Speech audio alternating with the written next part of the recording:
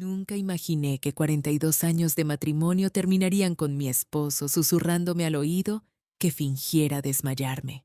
Pero así fue. Esa noche, el salón olía a champán demasiado dulce. Ya sabes ese olor. El de las botellas baratas que compran en cantidades industriales para bodas y quinceañeras. Ese aroma pegajoso que se te mete en la nariz y no te deja respirar bien. Pues imagínate eso multiplicado por 100, mezclado con el perfume floral de las mesas decoradas con claveles blancos que mis hijos habían elegido. Mis hijos, Mateo y Clara. Todavía me duele pronunciar sus nombres, pero déjame contarte desde el principio porque quiero que entiendas exactamente lo que sentí en ese momento. Quiero que te sientes conmigo en esa mesa de honor, con el mantel de encaje raspándome los brazos, con los mariachis tocando Amor Eterno mientras yo descubría que mi vida entera había sido una mentira. La fiesta fue idea de Clara, mi hija menor, la contadora, la que siempre tuvo buena cabeza para los números. Me dijo que quería celebrar grande nuestros 42 años de matrimonio. 42 años. Fíjate que ni siquiera esperaron a los 50. Después, entendí por qué tanta prisa. Roberto no quería la fiesta. Mi esposo es de esos hombres callados, de los que prefieren una cena tranquila en casa con un buen mole y música de la radio. Pero yo insistí. Créeme o no, estaba emocionada. Pensé que por fin mis hijos nos veían, que después de tantos años de trabajar como costurera hasta que me sangraban los dedos, de coser vestidos de novia ajenos mientras posponía mis propios sueños, por fin me reconocían. Qué tonta fui. El salón estaba lleno, primos que no veía desde hacía años, vecinas que me saludaban con esa sonrisa falsa que ahora reconozco perfectamente, y mis dos hijos sentados al frente con sus parejas. Mateo con Verónica, su esposa de familia acomodada que siempre me miraba como si yo fuera la sirvienta. Clara con su novio del momento, uno de esos hombres grises que nunca recordé el nombre. Los mariachis arrancaron con las mañanitas y todo el salón aplaudió. Roberto me apretó la mano bajo la mesa. Y aquí es donde todo cambió. Sentí algo frío rozarme los dedos. Una carpeta. Manila, de esas que usan en las oficinas de gobierno.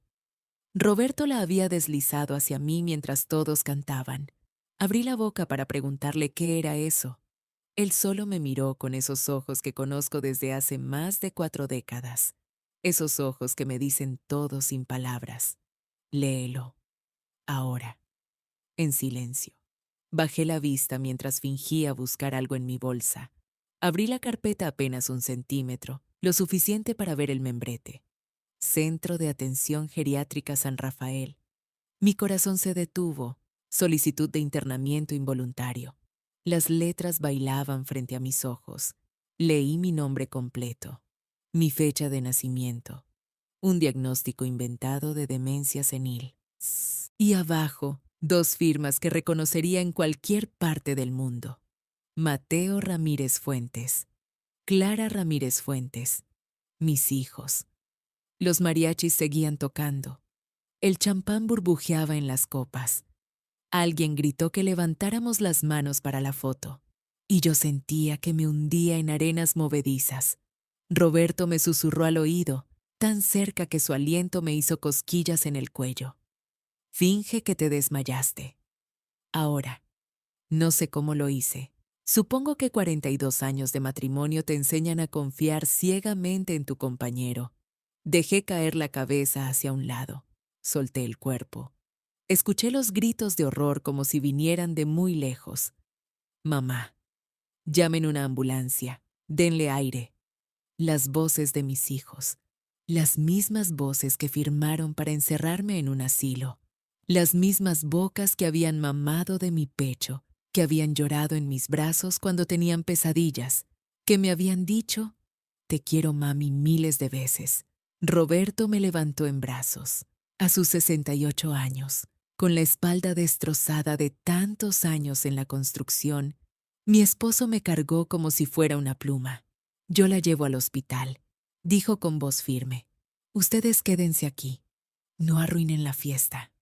Qué irónico. Él sabía perfectamente quién había arruinado qué. Salimos del salón mientras los mariachis dejaban de tocar. El silencio fue peor que cualquier grito. Ese pitido agudo cuando los instrumentos se callan de golpe, cuando el trompetista baja su instrumento con confusión, cuando 100 pares de ojos te siguen hacia la puerta. El aire de la calle me golpeó la cara, fresco, real, como un cachetazo que te despierta de una pesadilla. Roberto me puso de pie suavemente junto a un taxi que esperaba en la esquina. ¿Cuánto tiempo lo sabías?, le pregunté. 3 semanas. Margarita me avisó. Encontró los papeles cuando fue a ayudar a Clara con la mudanza. Margarita, mi vecina de toda la vida, la única que no me traicionó. Me subí al taxi con las piernas temblando. El asiento de plástico estaba frío y pegajoso. El taxista nos miró por el espejo retrovisor sin hacer preguntas. Roberto le dio una dirección que no reconocí. «¿Vamos al hospital?», pregunté. Él negó con la cabeza. Su mandíbula estaba tensa como nunca la había visto. «No, a la terminal de autobuses. Tenemos que desaparecer. Necesito que entiendas algo antes de continuar. Antes de contarte cómo Roberto y yo desaparecimos esa noche, necesito llevarte al principio. Porque nadie traiciona así nomás. La traición se siembra, se riega, se cultiva durante décadas. Y yo, sin saberlo, fui la jardinera de mi propia destrucción. El taxi avanzaba por calles que se volvían borrosas detrás de mis lágrimas. Roberto me sostenía la mano con tanta fuerza que me dolía, pero no me quejé. Ese dolor era real, era honesto, no como el amor que creí construir durante 42 años. Cerré los ojos y el presente se disolvió.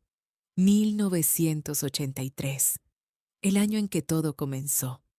Recuerdo el olor del café de olla hirviendo a las 5 de la mañana. Canela, piloncillo, ese aroma que te envuelve como un abrazo tibio cuando el mundo todavía está oscuro y frío. Yo tenía 23 años y las manos ya me dolían de tanto coser. Roberto tenía 26 y llegaba del turno de noche en la construcción con polvo de cemento en el pelo, en las cejas, hasta en las pestañas. Nos casamos un sábado de octubre con 32 pesos en el bolsillo. 32 pesos. Hoy no alcanzarían ni para un refresco, pero con eso compramos los tamales de la cena y le pagamos al juez.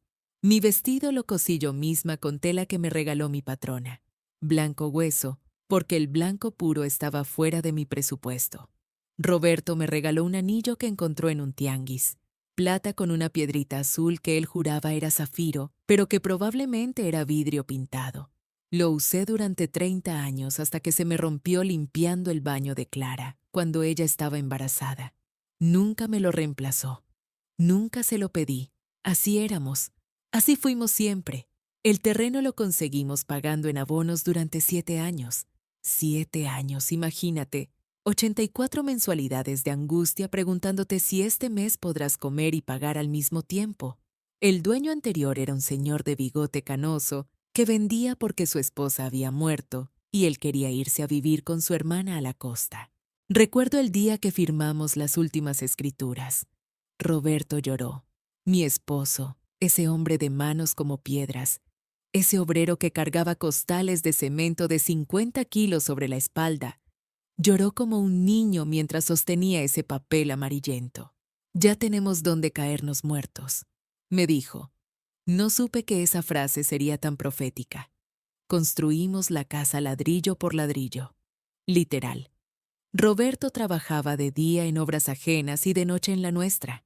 Yo cosía vestidos de quinceañera hasta que los ojos se me cerraban solos, y con ese dinero comprábamos material. Un saco de cemento aquí, 3 metros de varilla allá, 20 ladrillos cuando había suerte. El olor a cemento fresco todavía me persigue. Esa mezcla húmeda, mineral, con un toque metálico que se te pega a la nariz y no se va ni con agua. Para algunos será un olor cualquiera. Para mí es el aroma de mis sacrificios, de las mañanas sin dormir, de las noches sin cenar. Mateo nació en el 84, cuando la casa apenas tenía paredes de ladrillo y techo de lámina. Lo bañé en una cubeta durante su primer año de vida porque no teníamos regadera. Clara llegó 3 años después, cuando ya teníamos agua caliente pero todavía no piso de cemento. Sus primeros pasos los dio sobre tierra apisonada. Mis hijos, mi sangre, mi mayor orgullo y mi peor vergüenza. Roberto trabajó hasta destrozarse. No exagero. El cuerpo de mi esposo es un mapa de cicatrices y dolores crónicos. La hernia en el 89 que no pudimos operar porque no teníamos seguro.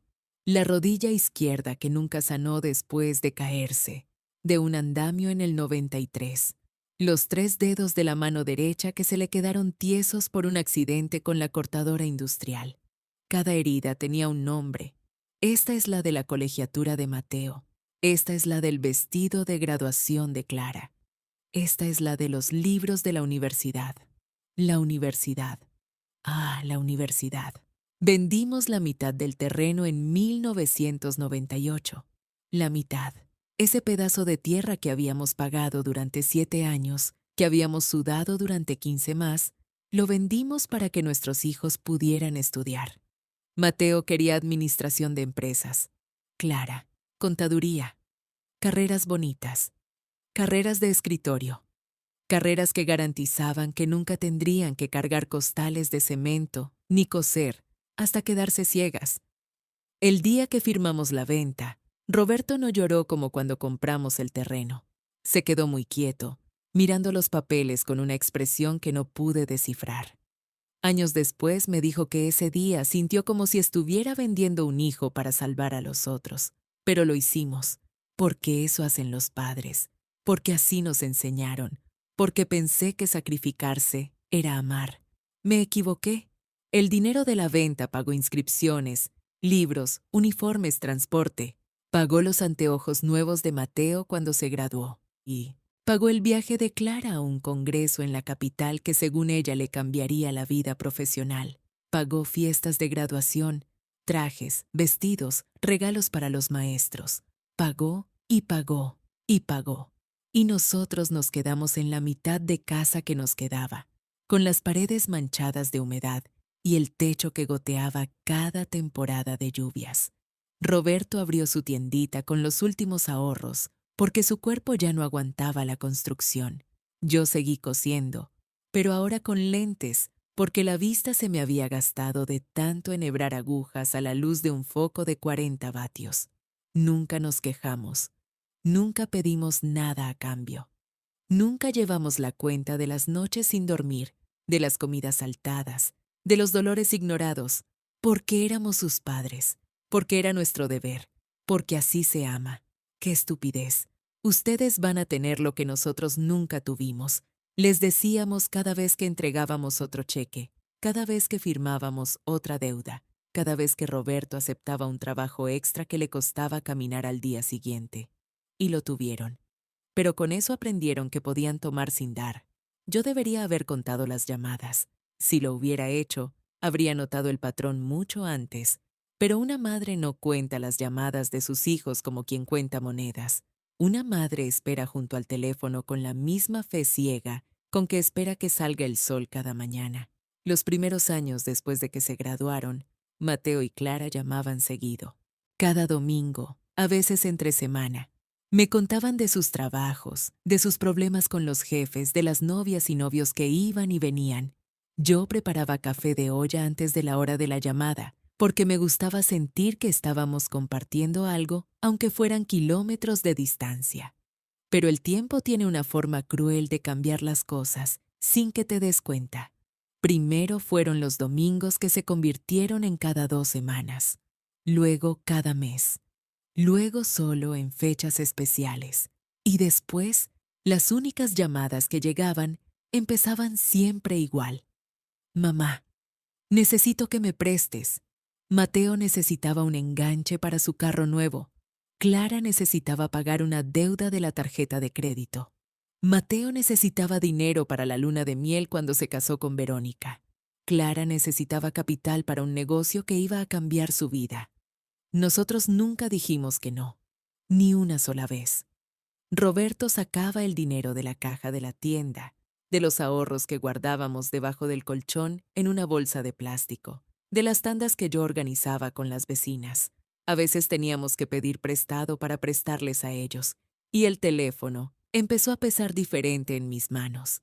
Ya no lo miraba con esperanza, sino con un nudo en el estómago, porque cuando sonaba, ya sabía que no era para preguntarme cómo estaba mi salud o si había llovido en el pueblo. Era para pedir. El silencio del teléfono que no sonaba se volvió peor. Lo ponía sobre la mesa del comedor donde pudiera verlo mientras cosía. Pasaban días enteros sin que vibrara. Semanas. El aparato se quedaba ahí, mudo como una piedra, acumulando polvo entre las teclas. A veces lo levantaba solo para verificar que funcionara. Marcaba el número de Roberto en la tienda solo para escuchar su voz y confirmar que la línea estaba bien. Estaba bien. El problema no era el teléfono. Y luego vino la caída. Roberto estaba subiendo unas cajas de mercancía a la bodega, cuando el escalón cedió bajo su peso. Tenía 63 años y los huesos ya no eran lo que habían sido. Escuché el golpe desde la cocina. Primero un crujido, luego un grito que no sonaba humano, luego silencio. Lo encontré tirado entre cajas de jabón y bolsas de arroz, con la pierna doblada en un ángulo que todavía me da náuseas recordar. Fractura de cadera, dijeron en el hospital. Necesita cirugía inmediata. Van a ser aproximadamente 1.200.000 pesos. 1.200.000 pesos. Sentí un sabor metálico en la boca, como si estuviera chupando una moneda vieja. Era el sabor del miedo, del pánico que te sube desde el estómago y te ahoga antes de que puedas gritar. Llamé a Mateo. Llamé a Clara. Les expliqué todo con la voz quebrada. Les dije que su padre podría quedarse paralítico si no lo operaban rápido. Les dije que no teníamos ese dinero. Les dije que los necesitábamos. Por primera vez en años, vinieron los dos. Se quedaron 3 días. Hicieron llamadas, consultaron con médicos, discutieron entre ellos en voz baja cuando creían que yo no escuchaba. Al final, juntaron dinero entre los dos. 600.000 pesos. La mitad, mamá, dijo Mateo sin mirarme a los ojos. Es lo que podemos dar. Estamos apretados, repitió Clara como un eco. Verás que lo demás se arregla. Se fueron al 4.º día. Roberto todavía estaba en terapia intensiva. Yo me quedé sola en el pasillo del hospital, con el olor a desinfectante quemándome la nariz y el peso de 600.000 pesos de deuda aplastándome el pecho. Vendí la máquina de coser industrial. Empeñé las pocas joyas que tenía. Pedí prestado a vecinos, a la iglesia, a quien quisiera ayudarme. Tardé 2 años en pagar el resto de esa cuenta médica. Mateo y Clara nunca preguntaron cómo lo hicimos. Nunca ofrecieron más ayuda. Simplemente desaparecieron otra vez en sus vidas de escritorio y aire acondicionado. Roberto cambió después de eso. Caminaba con bastón y con algo más pesado, desconfianza. A veces lo encontraba mirando el teléfono con una expresión oscura, como quien mira a un enemigo conocido. Ya no son los mismos, Elena, me decía por las noches. Algo les pasó. O algo siempre estuvo ahí y nosotros no lo vimos. Yo no quería escucharlo. No quería creerlo. Pero entonces Clara empezó a visitar. No llamaba antes. Simplemente aparecía los sábados por la mañana con pan dulce y una sonrisa que no le conocía. Se sentaba en la cocina mientras yo preparaba el café y hacía preguntas. Preguntas extrañas. Mamá, ¿ya hicieron su testamento? Mamá, ¿esta casa a nombre de quién está? Mamá, ¿cuánto creen que vale este terreno ahora? Mamá, ¿no han pensado en vender e irse a un lugar más cómodo? Al principio pensé que era preocupación legítima. Hijos cuidando a sus padres viejos, planificando para el futuro. Pero Roberto me agarraba del brazo después de que Clara se iba y me decía, «Está midiendo, Elena. Está calculando. Esa no es mi hija. Es una contadora haciendo inventario». Yo lo callaba. Le decía que estaba siendo injusto, que Clara nos quería, que solo estaba preocupada. Pero el sabor metálico volvía cada vez que ella sacaba el tema de la casa. Una tarde Clara me dice, «Mamá, esta casa está muy grande para ustedes.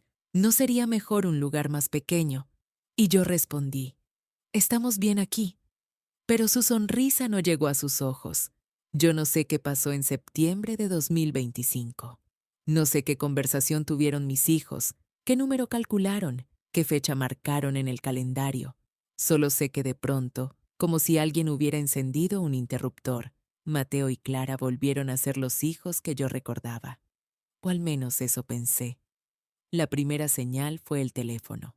Sonaba todos los días, a veces 2 veces. Clara preguntando por mi salud. Mateo enviando mensajes sobre el clima. Verónica mandando fotos de los nietos que casi no conocía. Después vinieron los regalos. Un domingo Mateo apareció con bolsas del supermercado, carne de primera, quesos importados, aceite de oliva, de esos que vienen en botella de vidrio oscuro. Mamá, esto es para que comas bien, me dijo mientras llenaba mi refrigerador con comida que yo nunca hubiera comprado. Roberto lo miraba desde la puerta de la cocina con los brazos cruzados y el ceño fruncido. Clara llegó después con un sobre. Adentro había billetes, 5,000 pesos. Para lo que necesiten, dijo con esa sonrisa nueva que traía desde hacía meses. La sonrisa que no le llegaba a los ojos. Yo tomé el dinero con manos temblorosas. No por emoción, por confusión. Durante 20 años habían desaparecido. Durante 20 años las visitas fueron obligación de fechas marcadas. Y ahora, de pronto, éramos su prioridad. Roberto no decía nada, pero cada vez que se iban, caminaba hasta la ventana y los miraba subirse a sus camionetas nuevas con esa expresión que yo había aprendido a reconocer. La expresión de un hombre que huele peligro. Una mañana Clara llegó con un sobre diferente. Folletos a colores, papel brillante, fotos de ancianos sonrientes en jardines perfectos. Mamá, mira esto, me dijo desplegando las páginas sobre mi mesa de costura. Son residencias para adultos mayores. No asilos, ¿eh? Son como hoteles de lujo. Tienen enfermeras, comida caliente, actividades todo el día. Roberto y tú estarían mejor ahí que solos en esta casa vieja. Tomé uno de los folletos. El papel era pesado, satinado. Olía a tinta fresca.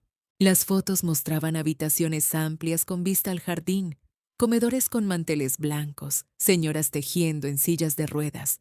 Todo parecía limpio, ordenado. Final. Esto no es para nosotros, dije devolviendo el folleto. Clara suspiró como quien explica algo a un niño. Mamá, solo piénsalo. Esta casa necesita mucho mantenimiento. El techo tiene goteras. La instalación eléctrica está vieja. Si les pasa algo aquí solos, ¿quién los va a ayudar? Tú, pensé. Se supone que tú. Pero no dije nada. Solo asentí y guardé los folletos en un cajón que nunca volví a abrir. Después vinieron las citas médicas. Mateo me llevó a un laboratorio privado. Tenía paredes blancas y olor a alcohol medicinal. Me sacaron sangre, me hicieron preguntas, me conectaron cables para un electrocardiograma. Todo corre por mi cuenta, mamá, me dijo Mateo mientras firmaba recibos que yo no podía ver desde la silla de ruedas donde me habían sentado. Los resultados nunca llegaron a mis manos. Yo los voy a guardar, dijo Clara cuando pregunté, para tenerlos organizados. Una semana después me llevaron a otro consultorio. Este tenía una doctora joven con bata blanca y voz suave. Me hizo preguntas extrañas. ¿Qué día es hoy? ¿En qué año estamos? ¿Cómo se llama el presidente? Repita estas 3 palabras. Dibuje un reloj con las manecillas marcando las 3:15. Me sentí como si me estuvieran evaluando para un trabajo. O para algo peor. La doctora anotaba todo en un expediente que tampoco vi. Mientras te cuento esto, comenta desde qué ciudad me escuchas. Porque necesito saber que alguien entiende lo que viví, que alguien reconoce los patrones, que no estoy loca por haber sospechado. Pero en ese momento no sospechaba. Creía. Creía que mis hijos finalmente habían madurado, que el dinero los había ablandado, que la culpa los había alcanzado. Creía que los folletos eran preocupación genuina y los estudios médicos eran amor tardío. Roberto no creía nada. Están juntando pruebas, Elena. me dijo una noche mientras yo remendaba un vestido bajo la luz amarilla de la lámpara. Quieren demostrar que no puedes cuidarte sola. Quieren declararte incapaz. Estás paranoico, le respondí sin mirarlo. Estoy viejo, no tonto, dijo él. Y se fue a dormir sin despedirse. La tarde que Clara me puso los papeles enfrente, yo estaba cosiendo un dobladillo. Ella entró con su perfume caro. Ese perfume que olía artificial, demasiado dulce, como flores de plástico mojadas en alcohol. Se sentó a mi lado y sacó un folder de su bolsa de diseñador. Mamá, necesito que firmes esto. Es para actualizar tu seguro de vida. Tomé las hojas, letras pequeñas, términos legales, números que no entendía. ¿Qué es esto exactamente?, pregunté. Solo trámites, dijo ella quitándome la pluma de la mano como si fuera una niña. Yo me encargo de todo. Tú solo firma aquí, y aquí, y aquí. Miré los espacios marcados con pequeñas X. La tinta del bolígrafo brillaba bajo la luz. Prefiero leerlo primero, dije. La sonrisa de Clara se tensó. Solo un segundo. Pero la vi. Claro, mamá. Tómate tu tiempo. Se llevó los papeles cuando se fue. Nunca los volví a ver. Esa noche Roberto me encontró llorando en el baño. No sabía por qué lloraba. Solo sabía que algo estaba mal, que el perfume de mi hija olía a mentira, que los folletos pesaban como lápidas, que la tinta de esos documentos era veneno disfrazado de protección. Pero llegó octubre y llegó la fiesta. 42 años de casados. Mis hijos organizaron todo. Invitaron a los vecinos, a los primos lejanos, a gente que no había visto en décadas. Decoraron el patio con luces. Pusieron música de nuestra juventud. Trajeron un pastel de 3 pisos con nuestras fotos. Roberto se negó a sonreír en ninguna foto, pero yo estaba feliz, ciega, agradecida. El día de la fiesta, Clara me abraza y dice: esto es por todo lo que hicieron por nosotros. Y yo le creo. Qué tonta fui. Yo recuerdo cada detalle de esa noche como si alguien hubiera grabado la escena con fuego en mi memoria. Las luces del patio brillaban como estrellas atrapadas en cables, cientos de foquitos blancos que Roberto había instalado, refunfuñando durante 3 días. El olor a carnitas asadas flotaba desde la esquina donde mi compadre Tomás vigilaba el caso de cobre. Había mesas vestidas con manteles blancos, centros de mesa con flores amarillas, globos plateados con el número 42. Los mariachis llegaron a las 8 en punto. 6 hombres con trajes negros bordados de plata, trompetas relucientes, violines que lloraban canciones de nuestra juventud. Sabor a mí, pidió Roberto, y me sacó a bailar frente a todos. 42 años, pensé mientras girábamos lentamente. 42 años de despertares juntos, de café compartido, de peleas tontas y reconciliaciones silenciosas. Sus manos en mi cintura todavía me hacían sentir joven, todavía me hacían creer que valía algo. Los invitados aplaudían, mis vecinas lloraban. Hasta Verónica, la esposa de Mateo, parecía conmovida desde su silla en la esquina. Clara tomaba fotos con su teléfono caro. Mateo sonreía con todos sus dientes, y yo era tan feliz. Después del baile vino el brindis. Mateo sirvió el champán en copas altas y delgadas. El líquido dorado burbujeaba prometiendo celebración. Por mis padres, dijo levantando su copa. Por 42 años de amor inquebrantable. Todos brindaron. Yo tomé un sorbo largo. El champán estaba demasiado dulce, empalagoso, con un regusto extraño que me dejó la lengua pesada. Miré a Roberto. Él ni siquiera había probado el suyo. Está raro, murmuré. No tomes más, dijo él muy bajito. Algo no está bien. Pero antes de que pudiera preguntar qué había notado, Mateo subió al pequeño escenario improvisado. Clara lo siguió cargando una carpeta azul marino. Atención todos, dijo Mateo con voz de presentador de concursos. Antes de cortar el pastel, tenemos un regalo muy especial para nuestros padres. Los invitados murmuraron emocionados. Yo busqué la mano de Roberto bajo la mesa. La encontré fría, tensa. Como saben, continuó Mateo, nuestros padres han trabajado toda su vida. Ya es hora de que descansen de verdad, de que alguien más se encargue de ellos. Clara abrió la carpeta. Sacó folletos brillantes con fotos de jardines perfectos, ancianos sonrientes jugando dominó, enfermeras con uniformes blancos. Les presentamos Residencial Dorado, dijo Clara con una sonrisa enorme. Un lugar hermoso donde van a tener atención las 24 horas. Ya apartamos su lugar. El patio quedó en silencio. Yo miré los folletos sin entender. Las fotos me devolvían imágenes de pasillos largos, camas de hospital disfrazadas de habitaciones, comedores llenos de viejos solos, un asilo. Mis hijos nos estaban regalando un asilo. Roberto se levantó tan rápido que tiró su silla. El ruido cortó el aire como un disparo. «Están locos», dijo con voz temblorosa de furia. «Nos quieren meter a un asilo, a su propia madre». «Papá, tranquilízate», dijo Mateo bajando del escenario. «Es lo mejor para ustedes. Ya no pueden vivir solos. Vivimos perfectamente bien», grité yo sin reconocer mi propia voz. Clara soltó una carcajada corta, cruel. «Mamá, por favor, ya ni puedes recordar dónde dejas las cosas. Papá se cae a cada rato. Son viejos. Alguien tiene que decidir por ustedes». Esas palabras cayeron sobre mí como agua helada. Son viejos, como si fuéramos animales enfermos que hay que poner a dormir, como si 42 años de criar, de trabajar, de sacrificarnos, no significaran nada. Los invitados miraban al suelo. Nadie hablaba. El olor a carnitas se había vuelto nauseabundo. Las luces bonitas ahora parecían ojos burlones.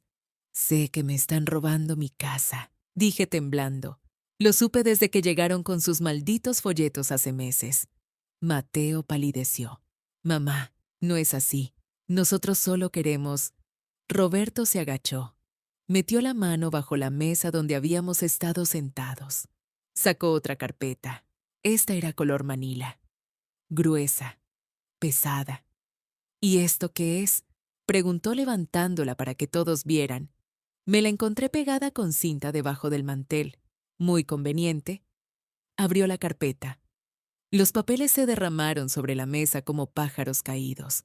Yo me acerqué con piernas que apenas me sostenían. Las letras bailaban frente a mis ojos, pero reconocí palabras. Solicitud de internamiento. Evaluación geriátrica. Incapacidad mental. Poder notarial amplio. Cesión voluntaria de propiedad inmueble. Mi firma falsificada en 3 documentos diferentes. La de Roberto en otros 2. Querían declararnos incapaces, murmuró Roberto con voz rota. Querían quedarse con todo. Clara dio un paso hacia nosotros. «Papá, ¿puedo explicar?» «No te acerques», grité. «No te atrevas a tocarme». Mi voz resonó por todo el patio. Las vecinas se tapaban la boca. Los primos miraban horrorizados. Verónica se levantó de su silla y salió sin decir nada. Mateo intentó tomar los papeles. «Son solo borradores», dijo nervioso. «No significan nada, pero todos habían visto, todos habían escuchado. La trampa estaba expuesta. Yo sentí que el piso se movía bajo mis pies. Las luces giraban. El champán dulce me quemaba el estómago. Los mariachis guardaban sus instrumentos en silencio. Mis hijos, la sangre de mi sangre. Mis bebés que amamanté durante meses, que cuidé cuando tenían fiebre, que llevé a la escuela bajo la lluvia. Querían encerrarme, robarme, desaparecerme. Roberto me tomó del brazo, su boca cerca de mi oído, su aliento tibio contra mi piel fría. «Elena, escúchame bien. Tengo las llaves del carro en el bolsillo. Nuestros documentos están en la guantera. Si nos quedamos van a llamar a alguien, a un abogado, a un médico corrupto. Finge que te desmayaste. Tenemos que huir ahora». Y yo cerré los ojos, me dejé caer y escapamos. Yo jamás había entrado hacia un taxi con tanta prisa, con tanta vergüenza, con tanto miedo. Roberto me cargaba medio desvanecida mientras cruzábamos el jardín. Los invitados murmuraban. Alguien gritó que llamaran una ambulancia, pero nosotros ya habíamos llegado a la calle, donde por algún milagro divino pasaba un taxi libre. «Señora», ¿Está bien? El conductor nos miraba por el espejo retrovisor con ojos preocupados. Está mareada, dijo Roberto. Llévenos a la terminal de autobuses. Rápido. Yo mantenía los ojos cerrados. Mi vestido morado, el que había elegido con tanta ilusión para celebrar 42 años de matrimonio, ahora se arrugaba contra el asiento de vinil. El encaje que había costado 3 días de trabajo extra se enganchaba en las costuras rotas del tapizado. El taxi arrancó. El olor aromatizante barato de pino se mezclaba con mi perfume de gardenias. Abrí los ojos apenas una rendija. Por la ventana vi pasar nuestra casa, las luces del patio todavía encendidas, la silueta de Mateo corriendo hacia la calle. Pero ya era tarde, ya nos habíamos ido. Roberto apretaba mi mano con tanta fuerza que sentía sus huesos contra los míos. No decía nada. No hacía falta. Su silencio pesaba más que 1000 palabras. Cuando llegamos a la terminal, el reloj marcaba las 9:40 de la noche. El aire olía a diésel, a tacos de canasta, a sudor de viajeros cansados. Las luces fluorescentes zumbaban sobre nuestras cabezas como insectos moribundos. Una mujer de 65 años con vestido de fiesta morado y tacones plateados. Un hombre de casi 70 con su mejor traje gris, caminando entre vendedores ambulantes y familias con maletas de plástico. Debíamos vernos ridículos o desesperados, probablemente las dos cosas. 2 boletos a Monterrey, dijo Roberto en la ventanilla. El siguiente que salga. La empleada nos miró de arriba abajo. Tecleó sin prisa. Sale en 40 minutos. Llega a las 9 de la mañana. ¿Ida y vuelta? Solo ida, contestó Roberto. Solo ida. Como si hubiéramos quemado las naves. Como si no existiera un regreso posible. Fue entonces cuando empezaron las llamadas. Mi bolso vibraba sin parar. La pantalla brillaba con el nombre de Mateo. Luego Clara. Luego Mateo otra vez. Luego un número desconocido. Roberto sacó ambos teléfonos, el suyo y el mío. Pueden rastrearnos, dijo en voz baja. Los teléfonos tienen esa función ahora. Mateo sabe de tecnología. Apagó los 2 aparatos. Los guardó en el fondo de la bolsa donde llevaba los documentos, y yo sentí que también apagaba algo dentro de mí. La última conexión con mis hijos, el último hilo de esperanza. Nos sentamos en unas bancas de plástico duro. A mi lado, una madre joven amamantaba a su bebé. El niño hacía ruiditos de satisfacción mientras tomaba leche, y yo pensé en Mateo recién nacido, en cómo sus manitas se aferraban a mi dedo, en cómo me miraba con esos ojos enormes llenos de confianza absoluta. ¿Cuándo cambió todo? ¿En qué momento mi bebé se convirtió en el hombre que quería encerrarme? Abordamos el autobús en silencio. Nos tocaron los asientos del fondo. El motor rugía bajo nuestros pies. Las luces se apagaron y comenzamos a movernos. La carretera oscura se extendía frente a nosotros como un túnel sin fin. Por la ventana solo se veían sombras, árboles fantasmales, casas dormidas, estrellas frías que no ofrecían consuelo. Y yo lloré. Traté de hacerlo en silencio. Me tapaba la boca con la mano. Ahogaba los sollozos en la tela de mi vestido, pero las lágrimas corrían sin permiso por mis mejillas, saladas, tibias, interminables. Roberto me pasó un pañuelo viejo que siempre cargaba en el bolsillo. Olía a él, a madera, a trabajo, a décadas de vida compartida. No estás perdiendo una familia, susurró cerca de mi oído. Estás salvando tu alma. Y quizás tenía razón, pero eso no hacía menos agudo el dolor, no hacía menos profunda la herida, no hacía menos real la traición. Dormía a ratos, sueños fragmentados donde Mateo y Clara eran pequeños otra vez, donde me pedían cuentos antes de dormir, donde sus risas llenaban la casa. Me despertaba sobresaltada y recordaba dónde estaba, quién era, qué me habían hecho. Llegamos a Monterrey a las 9 de la mañana exactas. La terminal estaba medio vacía. El aire fresco de la mañana se colaba por todas partes. Mis tacones resonaban contra el piso sucio mientras caminábamos hacia la salida. Encontramos un hotel barato a 2 cuadras. El tipo de lugar donde no hacen preguntas. donde las paredes están manchadas de humedad y las sábanas huelen a cloro barato. La habitación tenía una cama matrimonial con colchón hundido en el centro, un televisor antiguo que probablemente no funcionaba, un baño con azulejos flojos. Roberto cerró la puerta con llave, luego pasó el cerrojo, luego arrastró la silla para trabar la entrada. «Nadie sabe que estamos aquí», dijo. «Mañana pensamos qué hacer». Me senté en la cama. Las sábanas estaban frías contra mis piernas desnudas. Mi vestido morado se veía patético bajo esa luz amarillenta. Roberto abrió su bolsa, sacó la carpeta manila, la misma que había encontrado debajo de la mesa. «Hay que ver todo», dijo. «Necesitamos saber exactamente qué planeaban». Y entonces, uno por uno, fuimos leyendo los documentos. Había más de lo que pensábamos. Evaluaciones médicas que nunca nos hicieron, declaraciones de testigos que no existían, firmas nuestras copiadas de cheques viejos, un plan detallado para transferir la casa, la tienda, las cuentas bancarias, todo. Llevaban meses preparando esto, quizás años. Mis propios hijos habían contratado falsificadores, habían buscado médicos corruptos, habían calculado hasta el último detalle de nuestra destrucción. Miré a Roberto. Sus ojos estaban rojos, cansados, viejos. «¿Qué hicimos mal, Roberto?». Él tardó en responder. Dobló los papeles despacio. Los guardó en la carpeta. Suspiró. «Les dimos todo. Y con eso les enseñamos que podían tomar sin valorar». Yo tenía 65 años. Roberto 68. Y estábamos empezando de nuevo como si tuviéramos 20. Pero esta vez sin la esperanza de la juventud, sin los sueños que te empujan hacia adelante, solo con la necesidad cruda de sobrevivir otro día. El hotel nos costaba 300 pesos la noche. Hicimos números esa primera mañana. 15,000 pesos ahorrados. Si seguíamos ahí, nos quedaríamos sin nada en menos de 2 meses. Roberto salió a buscar opciones mientras yo me quedaba cuidando nuestras maletas. Regresó 6 horas después con los pies hinchados y una dirección escrita en un pedazo de servilleta.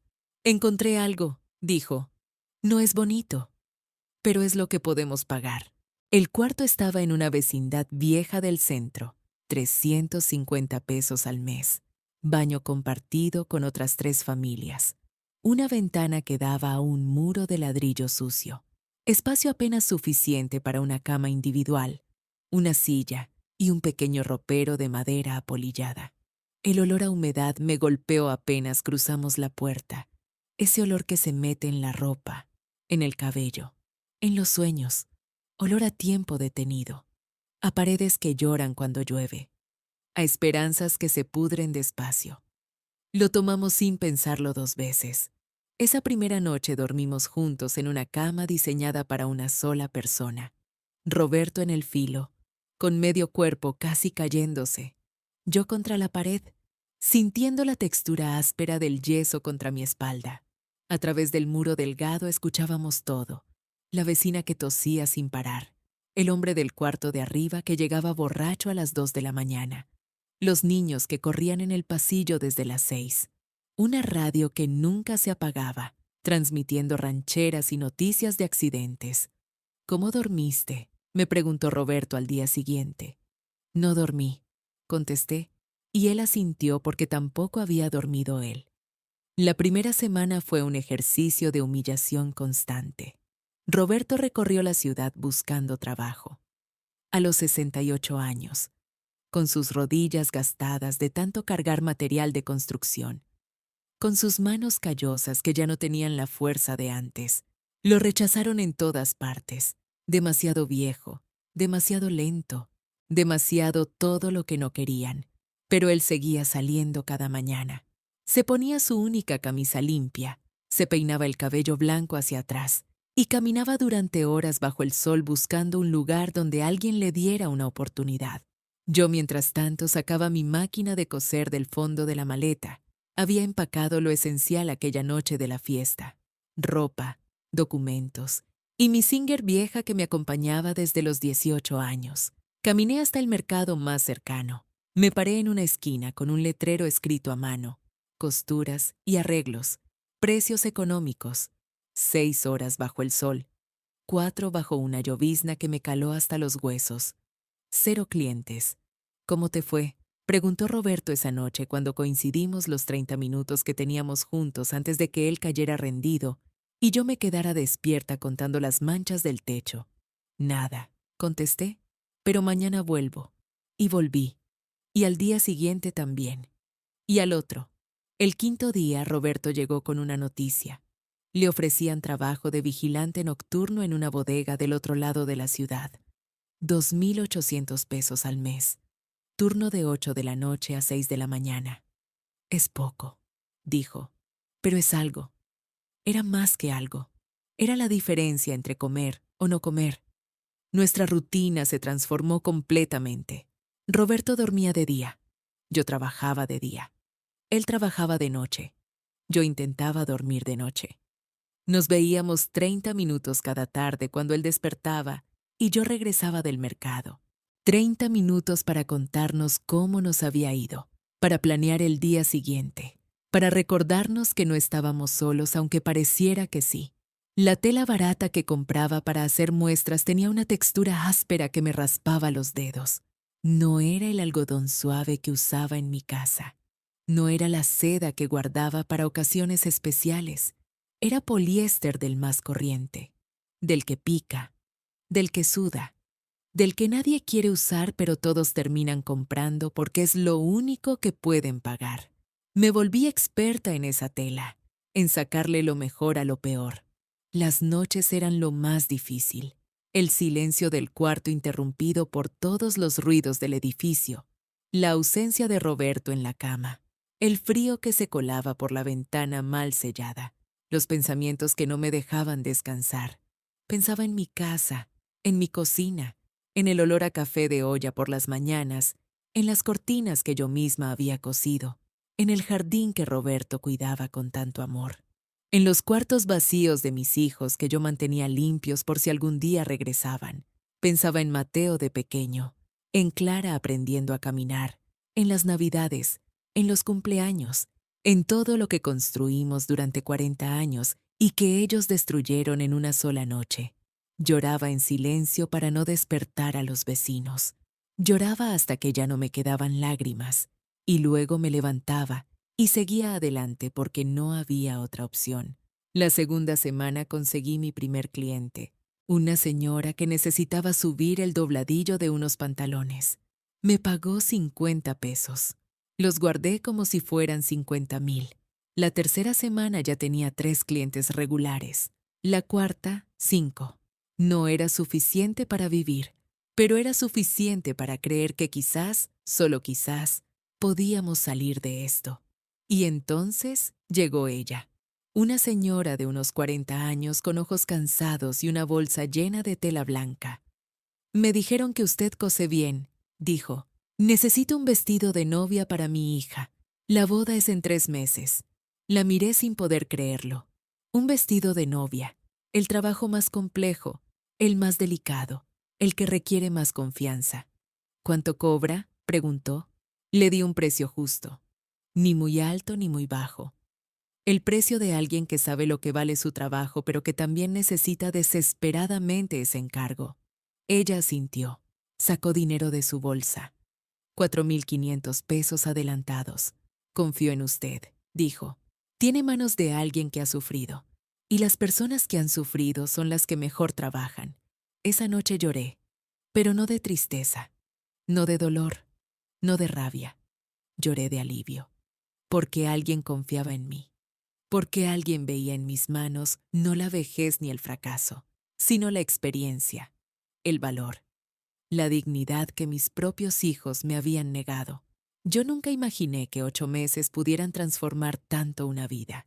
Recuerdo el día exacto en que me di cuenta de lo lejos que habíamos llegado. Estaba sentada frente a mi tercera máquina de coser, una Singer industrial que conseguí de segunda mano, pero que funcionaba como nueva. A mi derecha, la máquina original que traje de casa, de Margarita. A mi izquierda, una overlock que me permitía hacer acabados profesionales. 3 máquinas, 3 herramientas de guerra, 3 pruebas de que una mujer de 65 años podía reinventarse desde las cenizas. El taller ya no era un rincón prestado. Ahora ocupaba la mitad de un local que rentábamos cerca del mercado. Las paredes estaban cubiertas de fotografías de novias sonrientes usando los vestidos que yo había cosido. 16 vestidos en 8 meses. 16 mujeres que confiaron en mis manos para el día más importante de sus vidas. Pero eso no fue lo único que cambió. Roberto llegó esa tarde con una expresión que no le había visto en años. No era tristeza, no era preocupación, era algo más profundo, algo que se parecía al asombro mezclado con dolor. Don Aurelio falleció, me dijo, esta mañana. Don Aurelio era el dueño de la tienda donde Roberto trabajaba, un hombre viudo, sin hijos, que había acogido a mi esposo como si fuera familia. Le enseñó el negocio, le confió las llaves, le dejó tomar decisiones importantes. Lo siento mucho, le dije, tomando su mano. Roberto se sentó pesadamente en una silla. Hay algo más, Elena. El licenciado me llamó. Don Aurelio dejó testamento. Esperé en silencio. Me dejó su parte del negocio, el 50% de la tienda. Dijo que yo fui más hijo para él que su propia sangre. Las palabras me golpearon como olas. Un hombre que conoció a Roberto apenas 8 meses atrás le dejó la mitad de su negocio. Mientras tanto, los hijos que criamos durante 40 años nos querían robar hasta el último centavo. La ironía me quemaba la garganta. Esa noche sacamos cuentas. Entre el taller de costura y la tienda, sumamos 11,000 pesos mensuales. 11,000 pesos. Más de lo que ganábamos juntos en nuestra vida anterior, cuando Roberto trabajaba 12 horas en la construcción y yo cosía a escondidas porque a mis hijos les daba vergüenza. Más de lo que ganábamos cuando teníamos casa propia, cuando teníamos familia, cuando teníamos todo excepto dignidad. Una semana después nos mudamos. Nada lujoso. Un departamento pequeño en una vecindad tranquila. 2 cuartos, un baño, una cocina propia. Una cocina propia donde yo podía preparar café de olla a las 6 de la mañana sin pedirle permiso a nadie. El día que entramos con nuestras maletas, Roberto me abrazó en medio de la sala vacía. Lo logramos, dijo. Y tenía razón. Lo habíamos logrado. No de la manera que imaginamos, no en el lugar que esperábamos, pero lo habíamos logrado. Esa noche, mientras cenábamos arroz con frijoles en nuestra nueva mesa, tuve una revelación. Una de esas verdades que te golpean de pronto y te dejan sin aliento.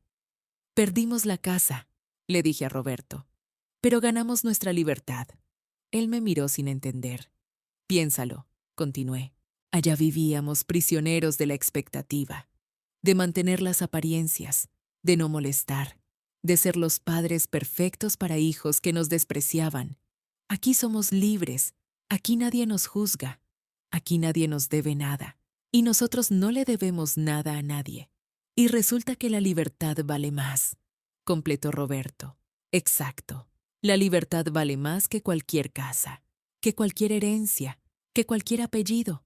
Nos quedamos en silencio, masticando no solo la comida, sino también esa verdad recién descubierta. Al día siguiente tomamos una decisión que habíamos postergado durante 8 meses. Encendimos los teléfonos. Los habíamos apagado la noche de la fiesta y nunca más los tocamos. Margarita nos avisaba si había emergencias reales, pero el resto del mundo había quedado afuera. Nuestros hijos, nuestros conocidos, nuestra vida anterior. El teléfono de Roberto tardó varios minutos en cargar todos los mensajes. El mío también. Cientos de mensajes. Literalmente cientos. Los primeros eran de la semana después de nuestra partida. Súplicas disfrazadas de preocupación. Mamá, ¿dónde están? Por favor, respondan.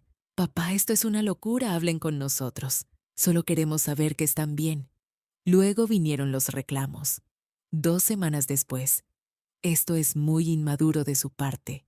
Están actuando como niños. Piensen en todo lo que hemos hecho por ustedes. Y finalmente, los insultos.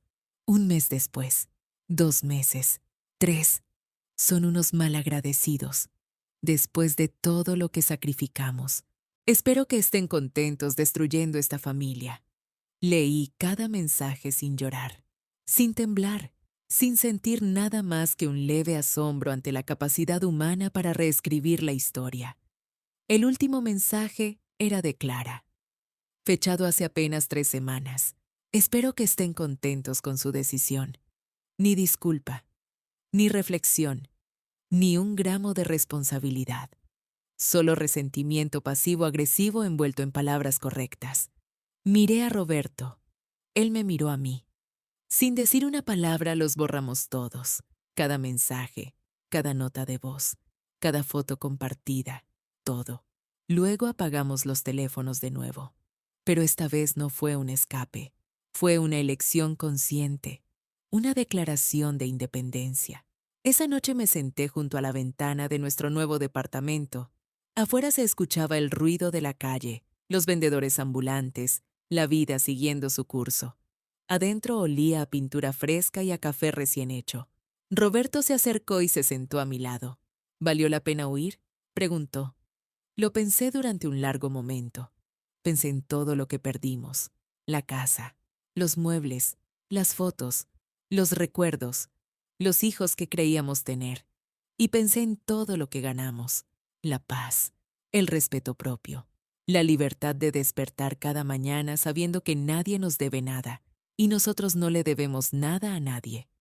Sí, respondí finalmente, porque elegimos nuestra dignidad. Roberto tomó mi mano y nos quedamos así, en silencio, mirando la noche a través de una ventana que por primera vez en décadas era completamente nuestra. Si esta historia te tocó el corazón, suscríbete y activa la campanita. Yo nunca creí en las coincidencias. Siempre pensé que eran excusas que inventamos para darle sentido a un mundo caótico.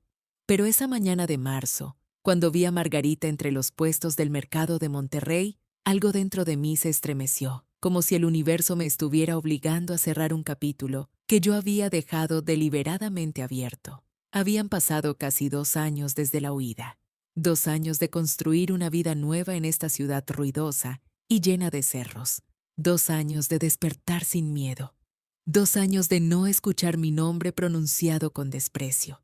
El mercado olía a cilantro fresco, a pollo asado girando en los rostizadores, a esa mezcla única de frutas maduras y tierra mojada que solo existe en los mercados populares de México. Yo buscaba chiles secos para un mole que estaba aprendiendo a preparar. Roberto me había pedido que intentara la receta de su abuela, y yo, con mis 67 años recién cumplidos, había descubierto que nunca es tarde para aprender algo nuevo.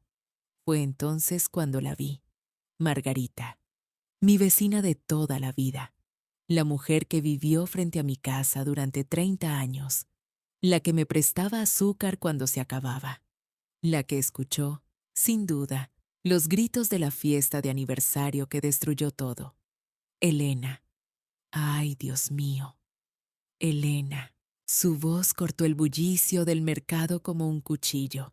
Me quedé paralizada junto a un puesto de especias, con un manojo de chiles guajillo en la mano, sintiendo cómo el corazón se me subía a la garganta. Margarita había envejecido. Tenía más canas, más arrugas alrededor de los ojos, pero su mirada seguía siendo la misma, cálida, curiosa, y ahora, cargada de algo que no supe identificar de inmediato.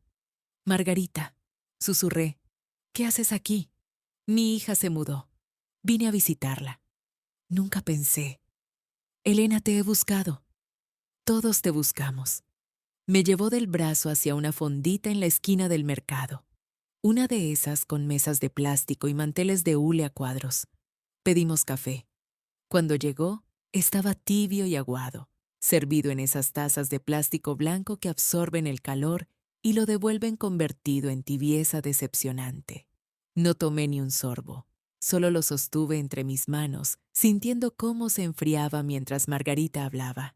Y habló, durante casi 1 hora. Me contó todo lo que yo no sabía y una parte de mí tampoco quería saber.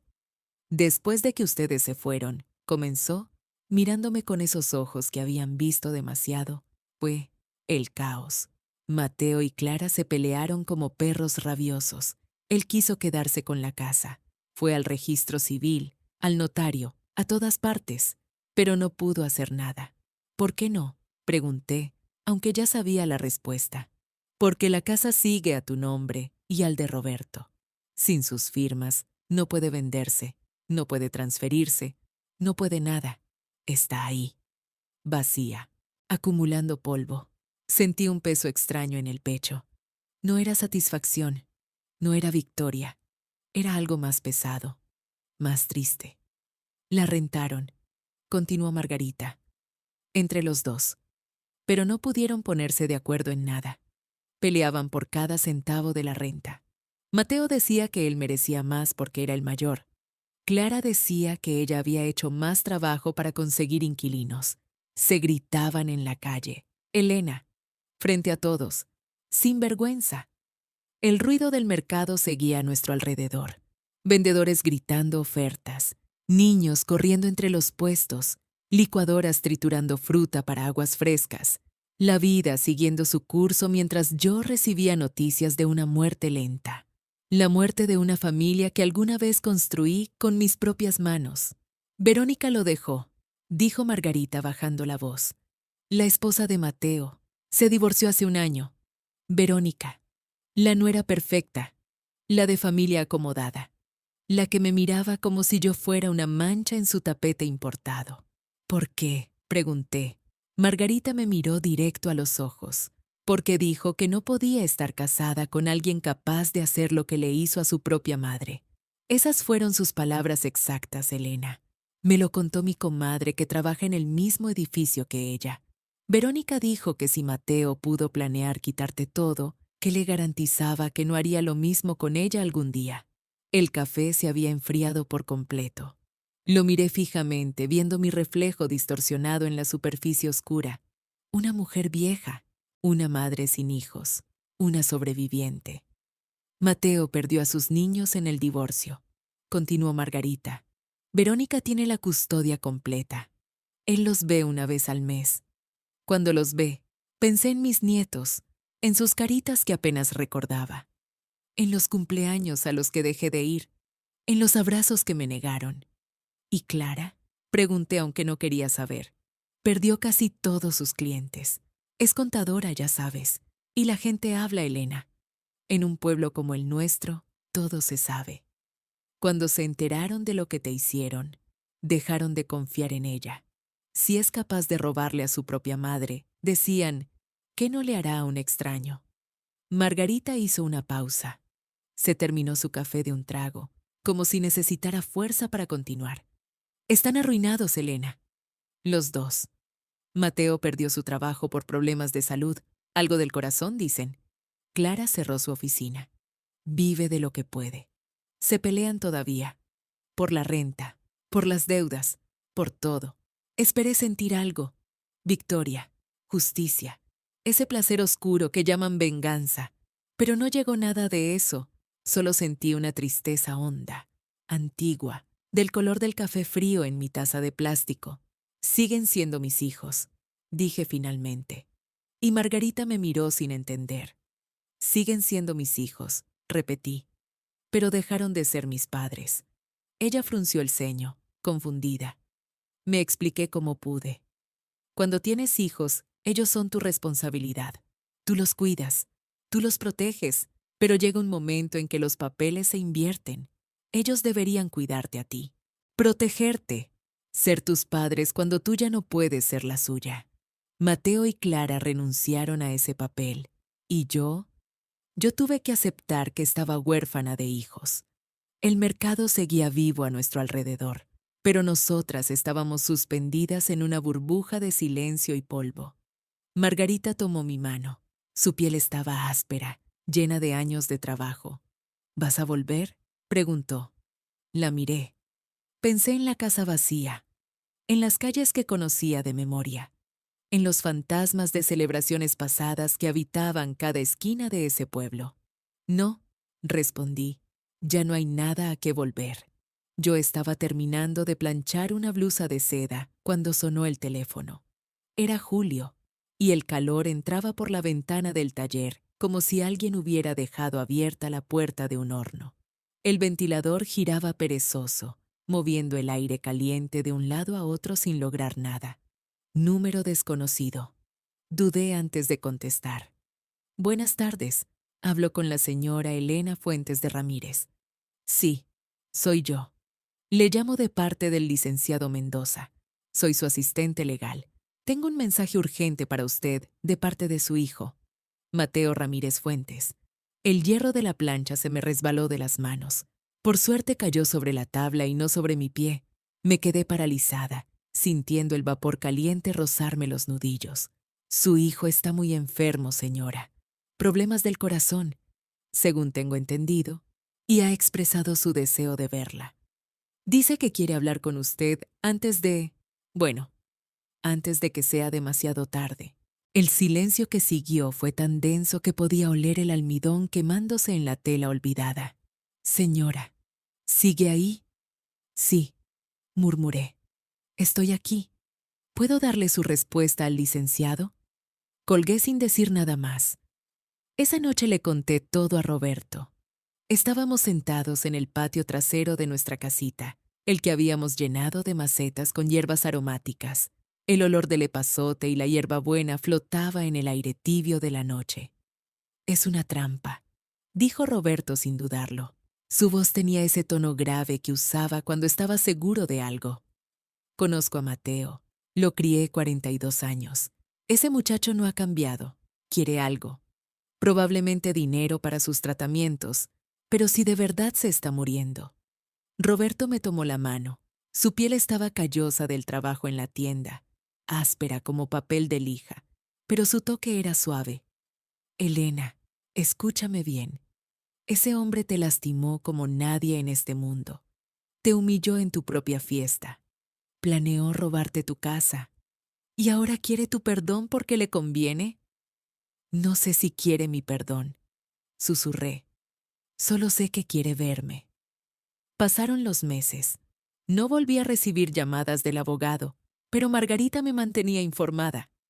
Su red de vecinas era más eficiente que cualquier periódico. En noviembre llegó la noticia. Mateo había sufrido un infarto masivo. Estaba en el hospital, en cuidados intensivos, solo, completamente solo. Verónica no regresó. Después del divorcio se había mudado a otra ciudad con los niños, mis nietos, los que apenas conocía ya. ¿Y Clara? Pregunté por teléfono, apretando el auricular con tanta fuerza que me dolían los dedos. Fue a verlo una vez, dijo Margarita. Pelearon. Ella se fue gritando que no volvería. Algo sobre dinero, como siempre, sobre quién pagaría las cuentas del hospital.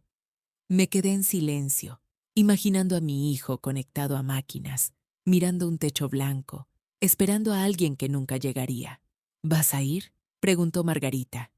Miré por la ventana de nuestra casa pequeña. El sol se ponía detrás de los cerros, pintando el cielo de naranja y morado. En algún lugar a cientos de kilómetros, mi hijo mayor respiraba con ayuda de tubos. No, respondí finalmente. Ya no me corresponde. Y colgué antes de que ella pudiera decir algo más. Diciembre llegó con su aire fresco y sus noches tempranas. Roberto y yo cumplíamos 44 años de matrimonio, casi medio siglo de despertarnos juntos, de sobrevivir juntos. Decidimos celebrar, pero no con una fiesta grande, no con docenas de invitados que usarían máscaras de cariño. Esta vez sería diferente. Pusimos la mesa del comedor con el mantel bordado que yo misma había cosido. 6 velas blancas iluminaban el centro, su luz bailando suavemente con la brisa que entraba por la ventana. El olor del mole casero llenaba cada rincón de la casa. Había pasado todo el día preparándolo, tostando los chiles, moliendo las especias, dejando que el chocolate se derritiera lentamente en la olla de barro. Llegaron una por una. Primero Margarita, con su risa escandalosa, y una canasta de pan dulce todavía tibio. Luego doña Carmen, la señora del puesto de flores del mercado, cargando un ramo de cempasúchiles y alcatraces. Después vino Lupita, la del puesto de frutas, con sus manos manchadas de mango y su sonrisa de oro. mujeres de trabajo, mujeres de verdad.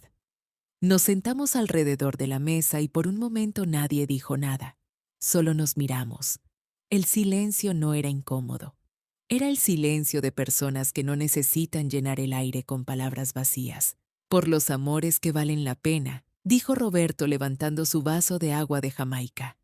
Por las segundas oportunidades, agregó Margarita. Por las familias que elegimos, completé yo. Brindamos. El cristal tintineó suavemente, y entonces vinieron las risas, risas sinceras, de esas que nacen del estómago y suben hasta los ojos. Doña Carmen contó la historia de su primer esposo, un hombre que confundía la sal con el azúcar. Lupita habló de sus hijos, de sus nietos, de los chismes del mercado. Margarita nos hizo reír hasta las lágrimas con sus imitaciones de las vecinas entrometidas. El mole estaba perfecto, espeso, oscuro, con ese sabor que solo dan las recetas heredadas de generación en generación. Mojábamos las tortillas recién hechas y cerrábamos los ojos para saborearlo mejor. Por primera vez en años me sentí rodeada de familia. No de sangre, pero de verdad. Cuando todas se fueron, Roberto y yo nos quedamos solos en el patio. Las estrellas brillaban sobre nosotros, indiferentes a nuestras pequeñas tragedias humanas. El aroma del mole todavía flotaba en el aire, mezclándose con el olor fresco de la noche. Roberto me abrazó por detrás, apoyando su mentón en mi hombro, como hacía cuando éramos jóvenes. ¿Te arrepientes de habernos ido? Lo pensé. Pensé en la casa grande que dejamos, en los hijos que perdimos, en los nietos que apenas conocía, en todo lo que pudo haber sido y nunca fue. A veces extraño lo que pudo haber sido, pero no me arrepiento de lo que hicimos. Elegimos nuestra dignidad. Yo recibí la foto por el celular un día de enero. Era de esas mañanas frías donde el café sabe mejor y las noticias malas duelen más. Margarita me la envió sin ningún comentario, solo la imagen y un silencio que lo decía todo.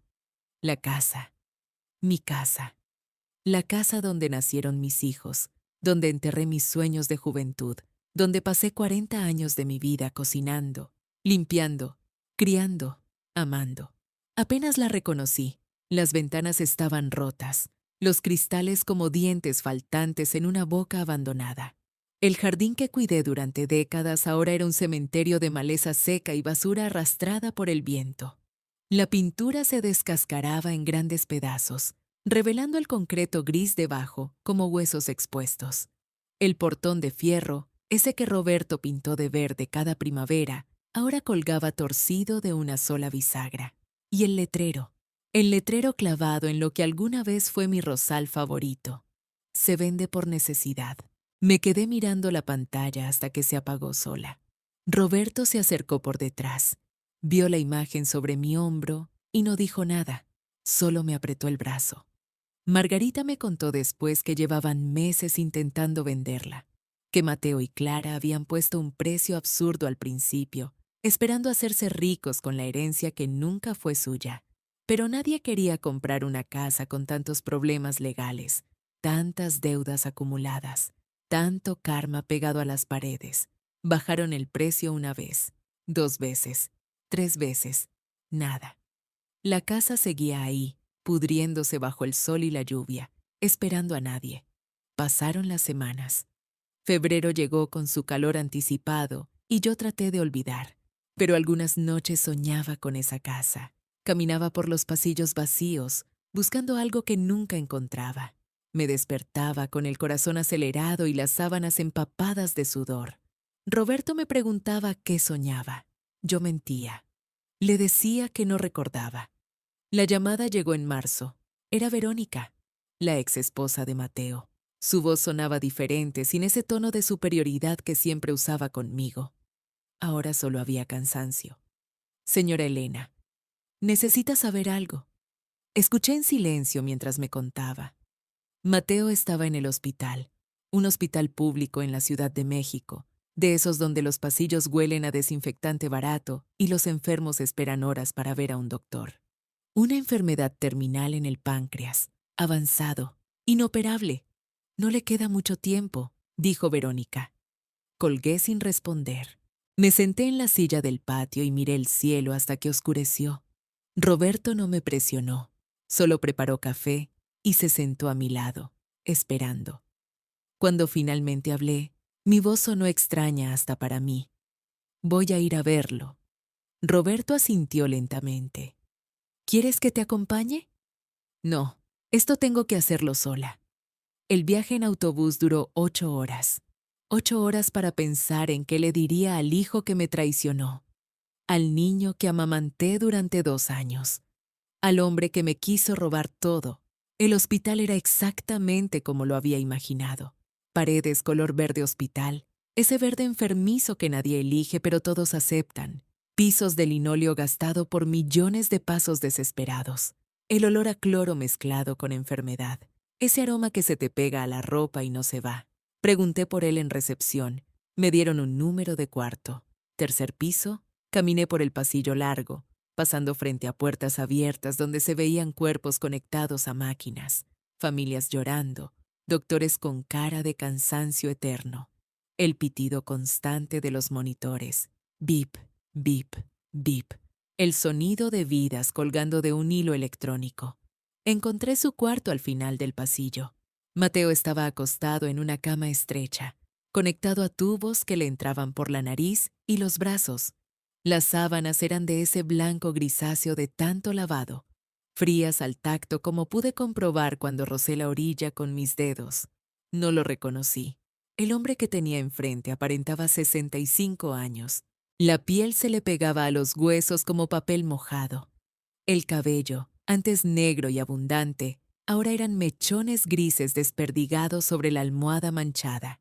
Sus ojos, hundidos en las cuencas, me miraron sin comprender al principio. Luego me reconoció. Mamá. Su voz era un susurro rasposo, el sonido de las hojas secas arrastradas por el viento. Me acerqué despacio. Olía a medicamentos y a algo más, a despedida. A final. Me senté en la silla de plástico junto a su cama. El asiento estaba frío. Todo en ese lugar estaba frío. Mateo intentó levantar la mano, pero los tubos se lo impidieron. Una lágrima rodó por su mejilla hundida. Perdóname. Lo miré fijamente. Este era mi hijo. El bebé que acuné durante noches enteras cuando lloraba de cólicos. El niño que me traía flores silvestres arrancadas del parque. El adolescente que me prometió cuidarme siempre. El hombre que me traicionó. No vine a perdonarte, Mateo. Mi voz salió firme, más firme de lo que esperaba. Vine para que sepas algo. Ese dinero que tanto querías, esa casa, esas propiedades por las que vendiste a tu propia madre, no te las llevas. No se las lleva nadie. El monitor pitaba. Bip, bip, bip. Lo único que te llevas es cómo trataste a los que te amaron. Eso es todo. Esa es tu herencia verdadera. Mateo cerró los ojos. Más lágrimas. Su pecho subía y bajaba con dificultad. Me incliné hacia él. Sentí el calor de su fiebre contra mi cara, el olor a enfermedad llenándome los pulmones. Le di un beso en la frente. Sus labios estaban resecos, su piel ardía. Adiós, hijo. Me levanté, caminé hacia la puerta. No miré atrás. El pasillo se extendía frente a mí, largo y fluorescente. Mis zapatos hacían eco contra el linóleo. Una enfermera pasó a mi lado empujando un carrito de medicinas. Un anciano tosía en algún cuarto cercano. Salí del hospital. El aire de la ciudad me golpeó la cara. Contaminado, pero libre. Respiré profundo. El autobús de regreso salió a las 7 de la noche. Roberto me esperaba en la estación de nuestra ciudad. No preguntó nada cuando subí, solo me tomó la mano. Viajamos en silencio durante horas. Las luces de los pueblos pasaban como luciérnagas fugaces en la oscuridad. ¿Lo dejaste ir?, preguntó Roberto en el autobús de regreso. Miré por la ventana. Las luces de la ciudad se alejaban. Sí, lo dejé ir. Yo solté muchas cosas en ese viaje de regreso. El peso de años de resentimiento, la rabia que me carcomía las entrañas, la fantasía de que algún día todo volvería a ser como antes. Pero no solté la dignidad. Esa la recuperé. Han pasado 3 años desde aquella noche en que huimos. 3 años y un poco más. Hoy es diciembre de 2028. Afuera hace frío. Ese frío seco del altiplano que te cala hasta los huesos. Pero adentro de mi casa huele a café de olla recién hecho, a canela y piloncillo. El vapor sube desde la taza que sostengo entre mis manos arrugadas. Manos de costurera. Manos de 68 años que todavía enhebran agujas a la primera. Roberto cumplió 71 en octubre. Le hice una cena sencilla. Arroz con pollo, como le gusta. Un pastel de 3 leches que compré en la panadería de Doña Carmen, porque a estas alturas ya aprendí que no tengo que hacerlo todo yo. Soplamos las velitas juntos. Él pidió un deseo. No me dijo cuál, pero vi cómo me miraba mientras cerraba los ojos. La tienda va bien. Mejor que bien, diría yo. Roberto contrató a un muchacho joven que le ayuda con las cargas pesadas. Se llama Andrés. Tiene 22 años y una sonrisa que me recuerda a Mateo de joven, antes de que la ambición le pudriera el corazón. Mi taller de costura también prospera. Tengo clientas fijas ahora, señoras del mercado, maestras de la escuela, incluso algunas jovencitas que quieren vestidos para sus quinceañeras.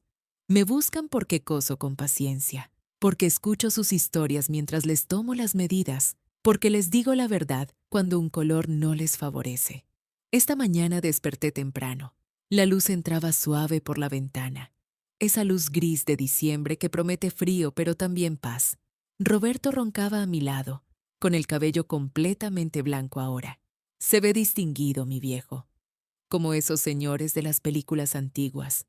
Me levanté sin hacer ruido. Fui a la cocina. Prendí la estufa. Mientras el agua hervía, miré por la ventana hacia el patio pequeño. Tenemos un limonero que plantamos hace 2 años. Ya dio sus primeros frutos este verano. Limones verdes, ácidos, perfectos para el agua fresca. Margarita viene a visitarnos cada mes. Se quedó en la ciudad grande, pero mantiene contacto. Me trae noticias que no pido, pero que igual escucho.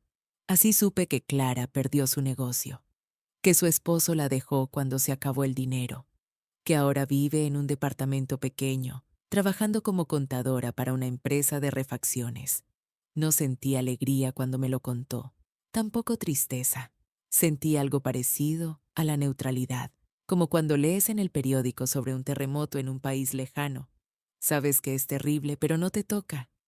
Mateo falleció 6 meses después de mi visita. Un infarto. Su corazón, debilitado por años de excesos, simplemente se rindió. No fui al funeral. Roberto me preguntó si quería ir. Le dije que no. Ya me había despedido. A veces, en las noches, cuando el insomnio me visita como viejo conocido, pienso en ellos, en los 2 niños que crié, en las risas que llenaban nuestra casa vieja, en los cumpleaños con piñatas de cartón y pastel de chocolate, en las navidades con aguinaldo escondido en los zapatos. Esos recuerdos duelen, pero ya no me destruyen. Perdonar no es olvidar. Créeme, yo no olvidé nada. Recuerdo cada insulto, cada desprecio, cada mirada de asco de Verónica, cada mentira de mis hijos. Todo está guardado aquí, en esta cabeza vieja que ya peina canas, pero que todavía funciona perfectamente. Perdonar es soltar el peso. Es decidir que ya no cargas con esa roca en la espalda. La roca sigue ahí, en el camino, pero tú sigues adelante sin ella. Y aquí es donde quiero hablarte directamente a ti que me has escuchado hasta aquí, a ti que probablemente reconoces algo de tu propia historia en la mía. Si la familia te traiciona, tienes permiso de irte. Escúchame bien, permiso de irte. Nadie, ni tus hijos, ni tus padres, ni tus hermanos, tiene derecho a quitarte tu dignidad. El amor verdadero nunca te quita tu dignidad. El amor verdadero te protege, te cuida, te respeta. Lo que yo viví no fue amor. Fue explotación disfrazada de obligación familiar. Y si Mateo pudiera escucharme desde donde esté, y si Clara algún día escucha esta historia, quiero que sepan algo. Los amo. Siempre los amé. Desde el momento en que los sentí moverse en mi vientre hasta el día de hoy. Pero amar no es soportar. Amar no es dejarte pisotear. Amar no es ser invisible. Amar no es sacrificar todo lo que eres para que otros te destruyan. Eso lo entendí tarde, pero lo entendí. Afuera, el sol ya asomó entre las nubes. Los rayos entran por la ventana y calientan el piso de la cocina. Puedo escuchar a los pájaros cantando en el limonero. El aroma del café llena toda la casa, mezclándose con el olor a tela limpia que viene de mi taller. Roberto se despertó hace un rato. Lo escuché moverse en la recámara, toser esa tosecita de viejo que le da en las mañanas. Salió hacia su tienda temprano, como siempre. Me dio un beso en la frente antes de irse, sus labios tibios contra mi piel arrugada. Cuídate, vieja, me dijo. Tú cuídate más, viejo, le respondí. Y así es nuestra vida ahora, simple, tranquila, sin dramas, sin traiciones, sin tener que preguntarme si las personas que amo me están usando. No dejes que nadie te quite tu dignidad, porque al final, eso es lo único que realmente tienes. Las casas se venden, el dinero se gasta, los hijos crecen y a veces se convierten en extraños, pero tu dignidad, esa te la llevas hasta el último suspiro. Gracias por escucharme. Si esta historia tocó tu corazón, suscríbete. Comparte con alguien que amas. Cada día, una mujer, una lección. Que Dios te bendiga. Hoy preparo café en mi cocina. Roberto está en su tienda. Tengo 3 vestidos que terminar. Es una vida sencilla, pero es mía, y no la cambiaría por nada.